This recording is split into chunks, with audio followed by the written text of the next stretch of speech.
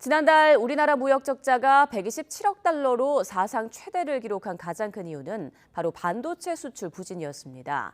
특히 경기 변동에 민감한 메모리 반도체 위주로 수출하고 또 대중국 의존도가 높다 보니 글로벌 경기 침체의 한파를 피해가지 못한 겁니다. 박홍구 기자입니다.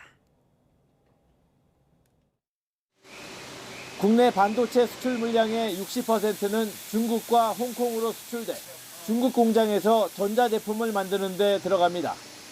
그런데 글로벌 경기 침체로 전자제품 수요가 줄면서 반도체 수입이 감소했습니다. 그 결과 지난달 한국의 대중국 반도체 수출액이 지난해 같은 기간보다 47%가 줄었습니다. 지난해 9월까지 16개월 연속 45억 달러 넘게 수출하다 지난달엔 20억 달러대로 추락한 겁니다. 중국 수출 물량의 90%가 메모리 반도체인데 이 메모리 가격이 지난해 상반기 3.4달러에서 지난달에 1.8달러까지 떨어졌기 때문입니다. 수요가 일정 정도 위축이 되면서 전반적인 가격이 떨어졌고 수요 위축과 이제 가격 하락이 이제 복합적으로 작용하면서 우리 수출 자체가 이제 굉장히 위축되는 이제 그런 양상을 보인 거죠. 미국의 견제 이후 중국이 반도체 자립률을 높여가는 영향도 있다는 분석입니다. 2018년 15% 미만이던 중국 반도체 기업의 자국 시장 점유율은 2021년에는 24%까지 오른 것으로 나타났습니다. 실제 지난달 우리나라 전체 반도체 수출에서 중국 비중은 34%를 기록해 지난 4년간 이어오던 40%와는 차이가 있습니다.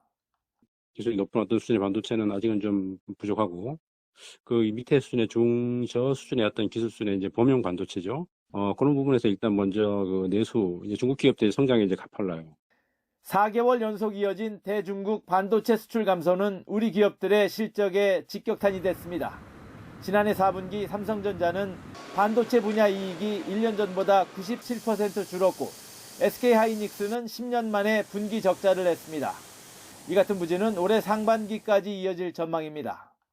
상반기에는 어렵고 하반기에 들어서부터 재고 소진이나 이런 과정 등을 거쳐가지고 회복될 것으로 보는 것들이 일반적인 관측인 것 같습니다.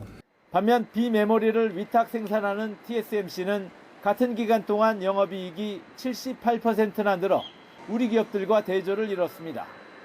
메모리 편중에서 벗어나 시스템 반도체 분야의 경쟁력을 높이기 위한 실효성 있는 대책이 시급해 보입니다. YTN 박홍구입니다.